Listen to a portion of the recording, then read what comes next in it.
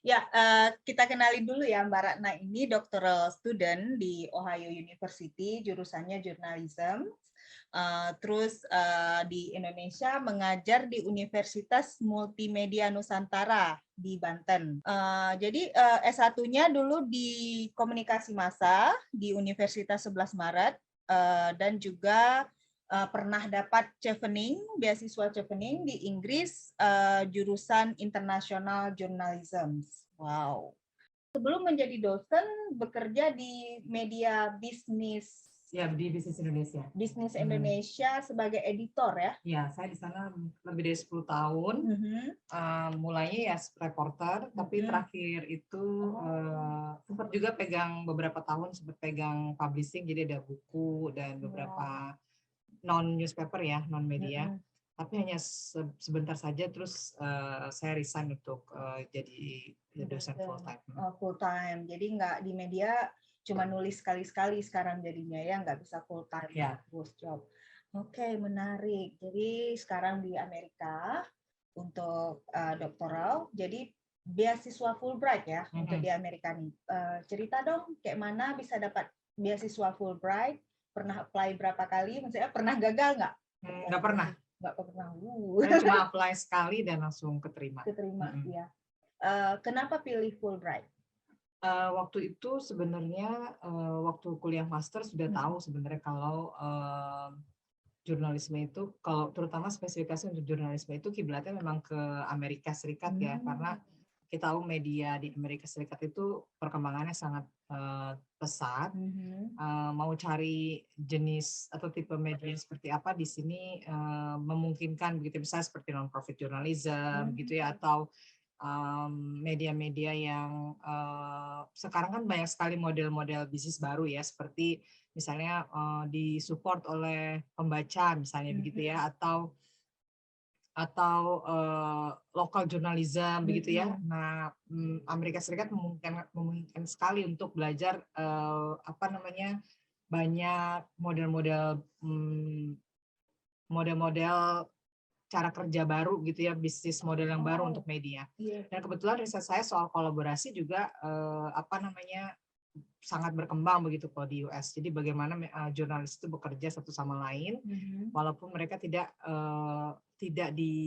di-hire oleh satu media yang sama. Jadi misalnya media A, jurnalis di media A dan jurnalis di media B, jurnalis di media C bekerja bersama-sama. Nah, itu jadi nggak persaingan. Itu kebetulan karena saya tertarik ke collaborative journalism, itu di US juga sangat mendukung sekali untuk melihat seperti apa sih tipe-tipe yang ada di sini dan bagaimana mereka mendapatkan pendanaan, bagaimana mereka mendapatkan isu, lalu bagaimana membagi tugas antara mereka. Itu juga itu juga sangat dimungkinkan sekali kalau kita melihatnya di US begitu ya. Lalu kenapa dulu milihnya Inggris? Saya juga berpikir karena Inggris dulu kuliahnya cepat sekali, hanya 1 tahun. Waktu itu saya masih di tengah-tengah karir begitu ya. Saya juga tidak mau meninggalkan jurnalisme, jadi masih belum. Waktu itu sudah dosen bahkan sejak sebelum S2, dosen part-time. Tapi dulu masih bisa ya dosen S1 gitu ya? Ya, dulu masih bisa. Dulu justru pergi S2 itu karena sudah mengajar beberapa tahun, lalu karena kalau ingin mengajar mahasiswa S1 itu sebaiknya kan sudah S2 begitu kan. Jadi akhirnya ambil S2 di Inggris. Inggris juga sebenarnya tempat yang baik ya untuk belajar jurnalisme juga, karena kita tahu mereka sejarah media juga tua ya kan. Lalu banyak sekali, misalnya kita tahu beberapa media besar seperti The Guardian atau BBC itu juga model yang baik untuk pemberitaan berkualitas. Tapi pengen nyoba di Amerika Serikat juga, karena juga kalau PhD di sini 2 tahun pertama itu sangat membantu ya, karena masih ada kelas, banyak kelas begitu ya. Dan karena pengalaman risetnya masih belum banyak, jadi ambil kelas itu sangat bagus sekali untuk memperkuat fondasi awal lah, misalnya seperti mengetahui jenis-jenis metode riset yang berbeda, lalu mengetahui siapa sih scholars di isu-isu tertentu misalnya begitu ya, atau referensi mana yang baik untuk dilihat gitu, untuk dipelajari lebih dalam.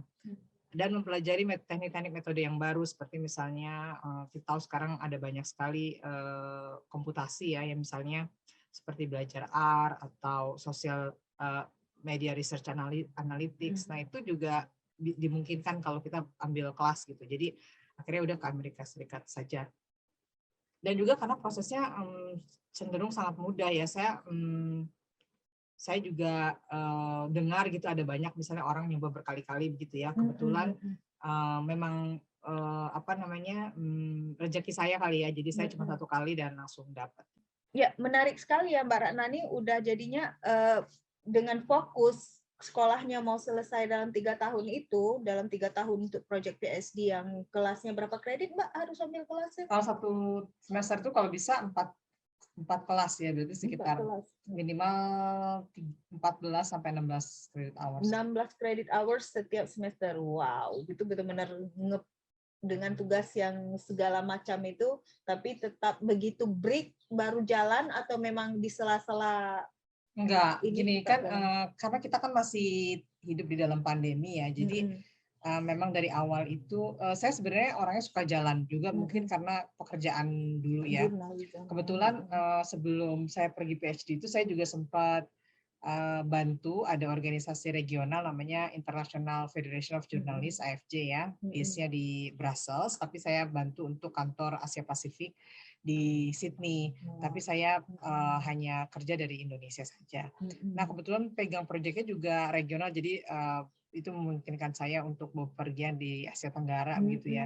Jadi kebanyakan memang pekerjaan dan studi itu memungkinkan untuk melihat tempat-tempat baru gitu. Tapi setelah pandemi ya saya nggak ini ya tidak memaksa begitu. Jadi begitu sampai di Amerika Serikat saya juga nggak jalan-jalan sama sekali selama 1 tahun. Jadi saya datang Januari 2021 ya waktu itu ya. Lalu vaksin itu sekitar Mei. Jadi selama belum vaksin, karena waktu itu vaksinnya juga belum ada, itu memang nggak kemana-mana, di rumah kebanyakan ya. Lalu baru keluar dari dari yang agak jauh gitu ya setelah dapat booster itu sekitar Desember.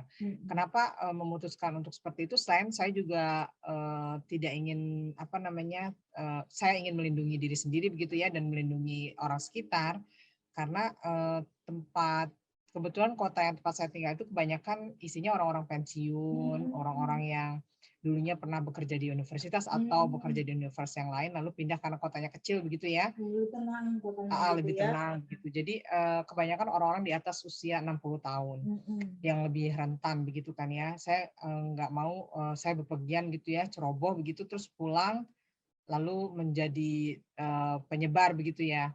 Jadi setelah saya booster dan kelihatannya agak lumayan aman, saya baru bisa bepergian, dan itu juga menghindari transportasi publik yang memungkinkan bertemu dengan orang banyak. Jadi saya nggak bisa nyetir, itu masalahnya. Jadi baru bisa pergi setelah mendapatkan teman-teman yang mau pergi. Tapi emang agak susah sih kalau mencari waktu di antara semester, karena kebetulan praktis itu otomatis weekend itu dipakai untuk membaca begitu ya, untuk catching up, dan kebetulan saya juga ada kegiatan lain di luar kampus begitu ya, seperti volunteer dan sebagainya, sehingga kalau break aja saya baru pergi gitu ya. Mungkin kebetulan karena sekarang sudah tidak ada kelas, walaupun tahun lalu juga tidak bisa pergi juga karena saya juga harus ambil summer course juga kan ya.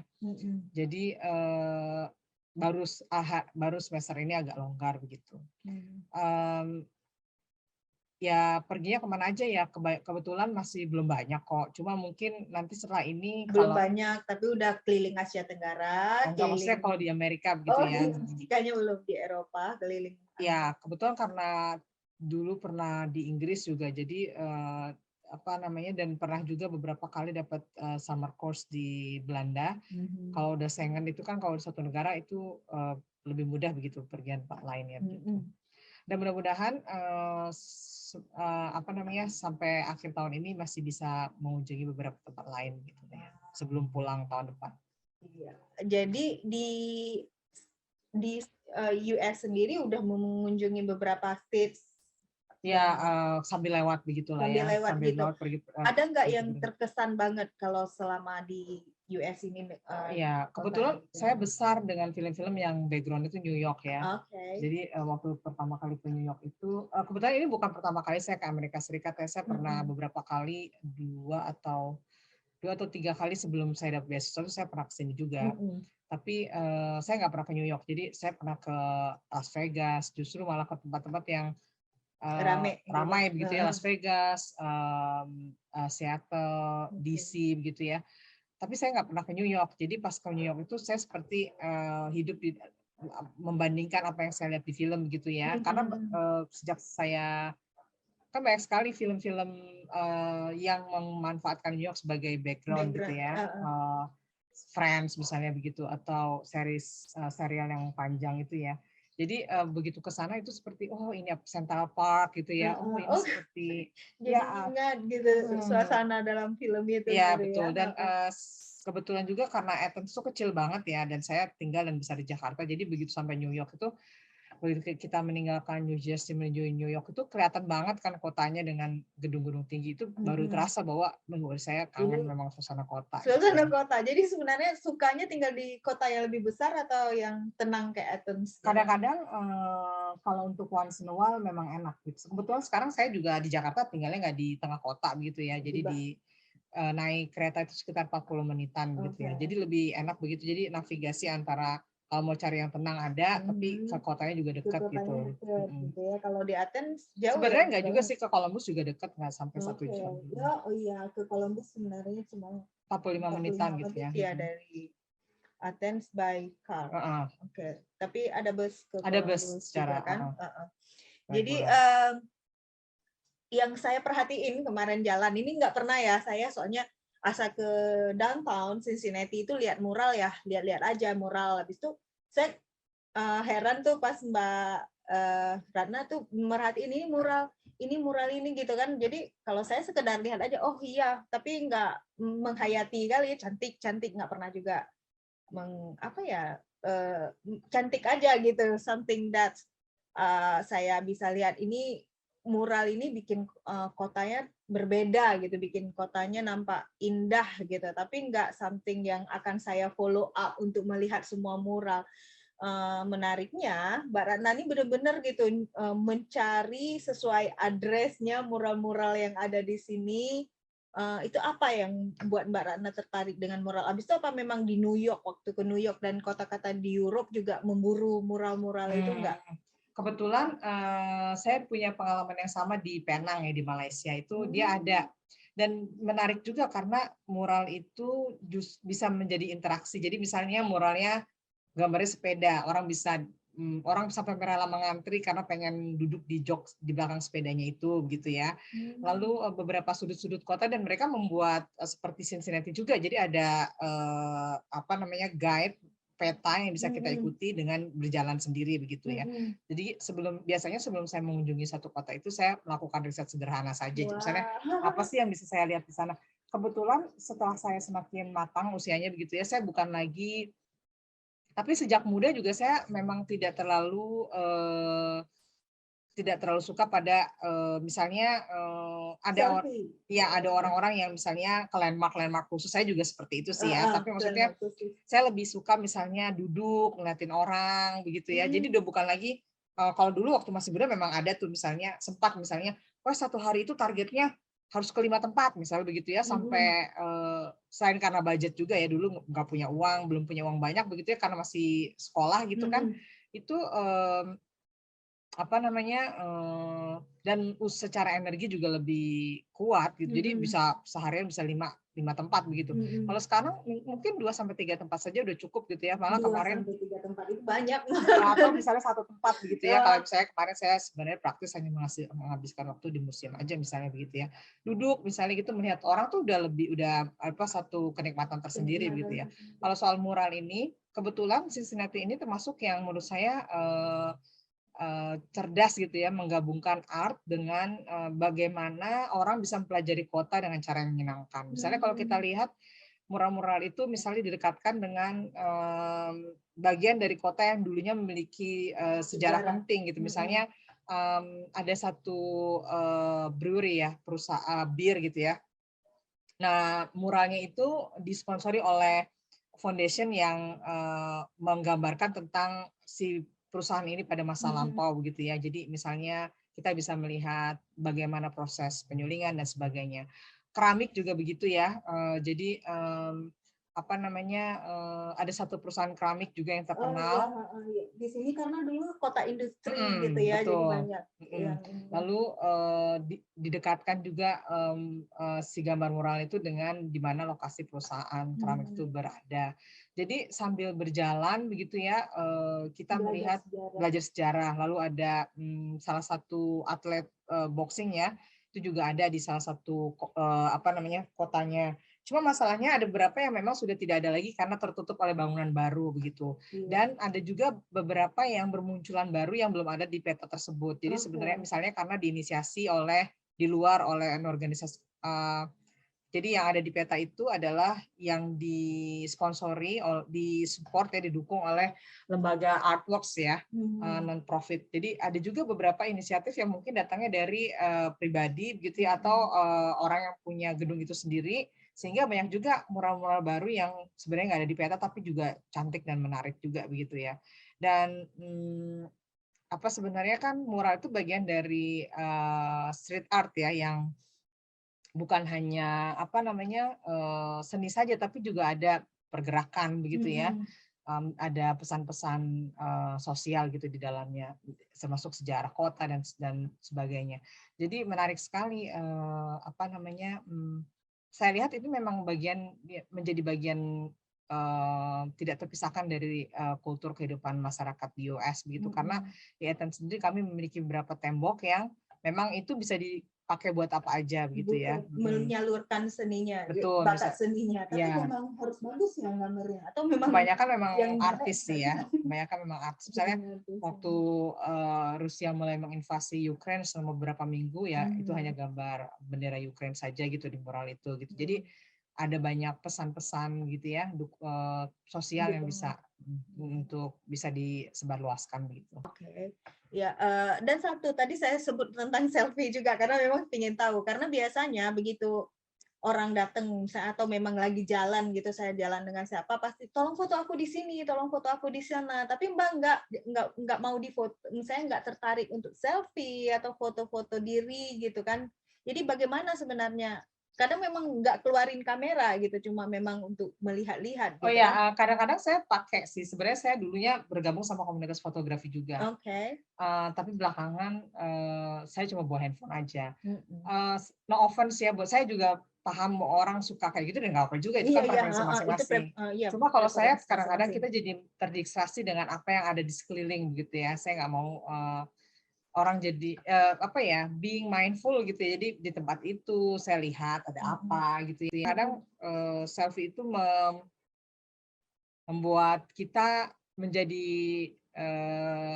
terpisah gitu dari momen pada saat itu begitu ya, karena orang menjadi lebih fokus pada dirinya sendiri. Dan sekali kan kita lihat bahkan pada titik yang ekstrim tuh orang bisa sampai apa namanya mengabaikan keselamatan begitu ya, kalau misalnya di tempat-tempat yang tinggi misalnya begitu ya, atau tempat-tempat hiking gitu ya, sampai orang ke pinggir-pinggir gitu ya, atau tidak peduli pada orang lain, misalnya mundur begitu ya, atau apa gitu. Nah, saya sendiri misalnya saya pernah ke Bali waktu itu ya, di tempat yang sakral orang tetap bawa selfie stick gitu ya.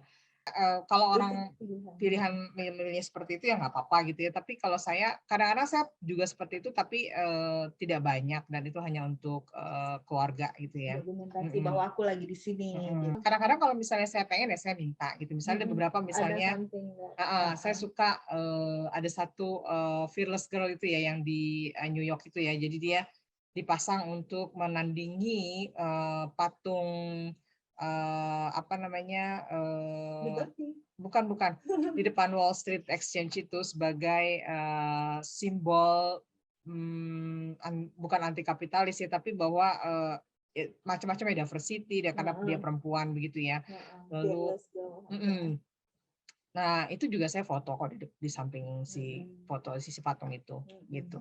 Tapi artinya setiap Mbak jalan itu Mbak mendokumentasikannya apa lewat untuk tulisan-tulisan Mbak nggak? Ya, Publikasi sampai saat ini memang belum, tapi saya ada beberapa rencana untuk bikin tulisan. untuk bikin tulisan vlog, ngeblog gitu enggak? Enggak. Enggak. Tapi memang untuk publikasi ke Ya, kan ada jurnalisme. beberapa media yang menerima tulisan perjalanan gitu ya. Oh, oke, menarik. Jadi Mbak kemarin kan ke museum. Kalau misalnya udah ke museum itu Mbak bisa betah berjam-jam gitu Ya bisa memandangi. dibilang mungkin kemarin hampir seharian ya. Hampir seharian di museum itu. Jadi kalau misalnya itu yang Mbak lakukan, apa kayak Mbak bilang tadi, melihat orang-orang atau memang melihat karya-karya seni itu? Gitu. Iya, kebetulan kalau kita ke museum itu mereka ada bagian-bagian yang fokus pada local artist ya kan. Kita jadi tahu misalnya, oh dulu itu bagaimana orang menghias rumah di Cincinnati, orang-orang kelas atas begitu ya. Perjuangan pergerakan perempuan juga bisa lihat gitu ya, bagaimana perempuan itu sempat tidak diizinkan begitu ya, tidak ada tempat buat artis perempuan ya untuk bergabung dengan organisasi seniman pada waktu itu begitu ya. Lalu salah satu perempuan menginisiasi gerakan gitu ya yang mendukung seniman-seniman perempuan muda begitu ya, memberikan pendanaan, pelatihan dan sebagainya. Itu kan menarik sekali begitu. Dan itu bisa dilihat kalau kita punya waktu yang lebih gitu untuk ke museum. Jadi kemanapun saya sempatin untuk ke museum minimal 1 hari begitu. Dan biasanya saya lihat apa saja sih yang menarik begitu ya, yang koleksi yang dia punya gitu. Cincinnati Art Museum ini punya Van Gogh ya. Kebetulan saya pernah datang ke museumnya di Belanda. Dia punya 1 dan kemarin saya sempat lihat juga begitu. Karya-karya Van Gogh di Cincinnati Art Museum ini. Lalu misalnya mereka juga menggabungkan beberapa tema yang berbeda begitu ya. Misalnya lihat beberapa koleksi dari Afrika, dari Mediterania, lalu ada sampai ke kontemporer begitu. Jadi kalau cuma datang 1-2 jam gitu kayaknya nggak akan cukup karena luas sekali gitu ya, ada 2 lantai, 3 lantai bahkan, tapi lantai 3 kemarin lagi tidak dibuka begitu. Belum lagi tambahan exhibition ya, kebetulan karena nggak ada waktu kemarin jadi ya cuma ke main art gallery-nya. Yang menarik adalah di beberapa kota itu bahkan kita nggak perlu bayar ya kan, itu kan kalau New York mungkin susah ya karena hampir semua bayar begitu ya. Tapi di Cincinnati ini gratis, jadi bisa keluar masuk. Saya membayangkan misalnya, wah kalau tinggal di sini mungkin setiap weekend saya bisa datang. Kebetulan sehari sebelumnya saya sempat ke Contemporary Center gitu ya di downtown, itu juga mereka lagi ada exhibition gitu tentang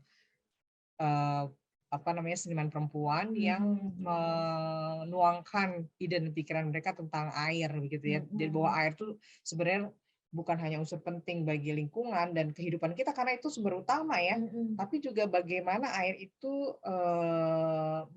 mengantarkan kita ke kehidupan karena proses kelahiran itu kan dimulai dengan pecahnya air ketuban begitu kan ya. Oh, wow. Jadi itu Bisa bagus sekali gitu ya. ya. Jadi kemarin itu beberapa seniman dari Amerika Serikat, dari Afrika, lalu dari Eropa juga, beberapa dari Eropa itu ada beberapa instalasi begitu yang kita bisa lihat. Dan itu juga gratis di tengah kota itu. Tengah kota itu ya, exhibition ya. Jadi dari semua yang Mbak lihat di Cincinnati itu, lukisan, mural, ada nggak lukisan atau mural, ada something that Mbak lihat itu di kota ini ya, maksudnya yang bikin Mbak sangat terkesan gitu, special. Kebetulan saya suka konsep yang publik itu bisa mengakses dengan mudah begitu ya. Misalnya tidak ada yang secara spesifik saya favoritkan, tapi saya suka konsep bahwa beginilah sebaiknya sebuah kota itu menyeimbangkan kehidupan warganya begitu ya, dengan memudahkan mereka mengakses baik art gitu ya, galeri, tempat-tempat publik seperti taman, square gitu ya, dan ramah terhadap keluarga, mudah dijangkau dengan transportasi yang murah begitu ya. Gratis jadi, juga kan naik tramnya gratis. Itu gratis juga. Jadi menurut saya ini apa namanya, di dalam, bahkan di dalam museum pun kalau kita bawa anak begitu ya, dia ada education center begitu ya. Nah jadi dan orang bisa apa, mengeksplorasi taman di sekelilingnya. Jadi saya suka begitu. Jadi apa namanya, kehidupan kota itu tidak menginginkan orang untuk terisolir begitu ya, tapi justru ini apa namanya, memudahkan orang untuk berinteraksi begitu. Ada yang muncul, penampakan. Waalaikumsalam.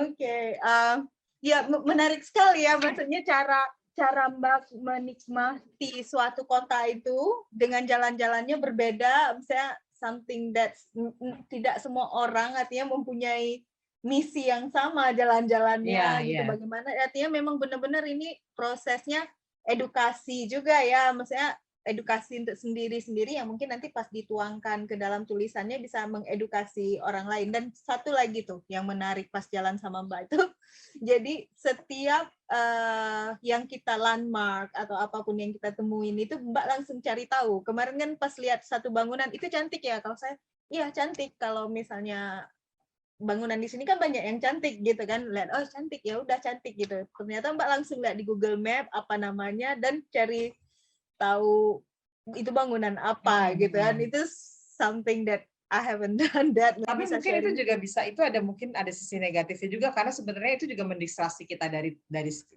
apa yang kita lakukan pada saat itu ya. Karena saya nggak tahu, misalnya kemarin misalnya di tengah kota saya lihat ada bangunan besar banget, saya pikir-pikir ini kayak apa ini ya. Nah itu sekarang untungnya memang teknologi itu memudahkan kita kan, jadi kita tahu gitu. Atau misalnya kita ke City Hall gitu dan melihat, oh ternyata dulu itu pas, kenapa misalnya bangunan ini dibuat seperti ini misalnya, atau misalnya bagaimana sih waktu dia masih berdiri begitu ya, awal-awal begitu ya. Misalnya salah satunya kan di depannya itu ada kereta kuda gitu untuk sanitasi ya. Jadi sanitation department. Jadi tahu misalnya, oh ternyata waktu awal dulu kayak begini gitu ya. Jadi kita bisa belajar sekaligus. Ada beberapa tempat yang misalnya sudah nggak ada lagi gitu ya, lalu mereka mendirikan apa sih kayak penanda begitu, kita bisa baca gitu kan. Itu juga menarik sih. Iya, dia semua apapun hal-hal simple gitu ada sejarahnya dipasang gitu, benar-benar jadi monumen gitu ya. Itu juga menandakan bahwa hidup kita sekarang itu memang tidak bisa lepas dari apa yang kota punyai pada masa-masa sebelumnya begitu kan. Dan orang-orang yang civilized menurut saya begitu ya adalah orang-orang yang kita bergerak bersama. Tanpa menjadi modern itu bukan berarti kita lupa pada apa yang membentuk kita pada masa-masa sebelumnya begitu. Ya menarik, banyak sekali pelajaran sharingnya yang kita bisa jadi ilmu baru buat kita semua ini. Tapi mungkin Mbak Ratna ini dengan bisa dapat beasiswa Fulbright dan Chevening sebelumnya dan juga bekerja sebagai jurnalis, bisa mengunjungi beberapa kota, mungkin ada pesan nggak buat khususnya ya yang mau apply Fulbright gitu, apa misalnya pesan yang mau di-share? Oke. Saya pikir adalah jangan sampai kita menjadi jangan sampai kita menjadi sumber kritik terbesar bagi diri kita sendiri. Jadi kadang-kadang hambatan terbesar itu datang bukan dari orang lain. Misalnya begini, saya punya banyak teman-teman atau kenalan begitu ya, atau mahasiswa saya yang ingin coba tanya-tanya mau dapat beasiswa, tapi nggak pernah melakukannya, tidak pernah mengeksekusi begitu ya. Jadi karena mereka khawatir misalnya, oh saya kurang ini, saya kurang itu, saya nggak begini, saya nggak begitu. Saya kira sekarang banyak sekali begitu ya inisiatif-inisiatif yang dilakukan oleh para alumni penerima beasiswa tersebut untuk mendampingi gitu ya, bisa ditanya-tanya dan sebagainya gitu. Yang penting bagi saya adalah bahwa coba aja gitu. Nah dari situ kita bisa belajar dan tahu misalnya, oh ternyata bisa jadi, oh ternyata pengalaman yang dicari itu seperti ini. Misalnya melihat dari persyaratan yang dimiliki gitu ya, yang dibutuhkan gitu. Lalu pastinya mencoba bukan berarti mencoba begitu saja kan, tapi tanpa persiapan. Jadi kita harus melihat rekam jejak orang-orang yang diterima, apa saja sih yang dikerjakan oleh mereka begitu ya. Walaupun setiap orang memiliki path yang berbeda gitu ya, pengalaman yang berbeda, tapi bukan pasti, tapi minimal melihat benang merahnya. Misalnya bekerja di tempat-tempat yang memiliki mereka bisa menyebarkan ilmu mereka untuk orang yang lebih banyak begitu ya, seperti dosen atau orang-orang yang bekerja di NGO atau PNS begitu ya.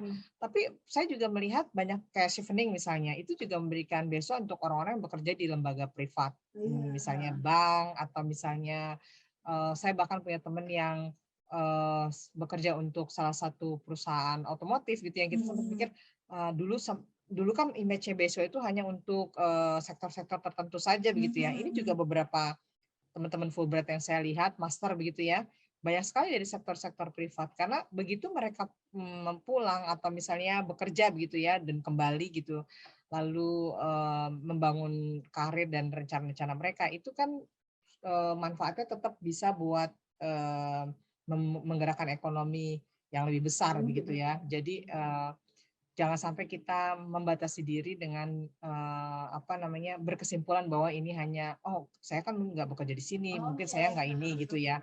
Saya kan nggak bekerja di situ. Saya punya atau misalnya melihat gitu misalnya melihat orang-orang yang pergi begitu ya, itu datang dari beragam latar belakang begitu. Pernah ini baca Andrea Hirata yang dia ke Chevening juga ya dia ya? Chevening juga, dia kerja di kantor pos kan, bisa dapat beasiswa. Artinya siapapun punya semangat, pekerjaannya apapun aja sekarang ini, asal punya tujuan yang jelas yang nanti mau dilakukan, ya meyakinkan orang yang mewawancara kita kalau kita akan bisa bermanfaat nantinya, kita pasti ada peluang untuk dapat, jadi semangat gitu ya mungkin maksudnya ya. Oke, ya terima kasih sekali Mbak Ratna sharing-sharingnya. Mudah-mudahan nih teman-teman dan mahasiswa-mahasiswa Indonesia atau mungkin siapa aja pekerja di Indonesia yang mau kuliah di luar negeri jadi tambah semangat. Udah tahu ya kalau apapun pekerjaannya kita punya peluang gitu, asal berusaha dengan baik, mengikuti semua prosedur, melengkapi semua persyaratan, kita bisa gitu ya. Jadi mungkin ada yang mau nanya-nanya lagi nih sama Mbak Ratna, cuma sesi kita di sini. Nanti bisa mau nanya di sini bisa juga, tapi kalau mau kontak langsung dengan Mbak Ratna nanti mau di-share emailnya di sini ya? Oke, nanti saya kasih email saya untuk bisa teman-teman kontak kalau misalnya ada yang ditanyain ya. Oke, makasih. Bye-bye. Terima kasih semua, salam sehat. Sehat, bye-bye.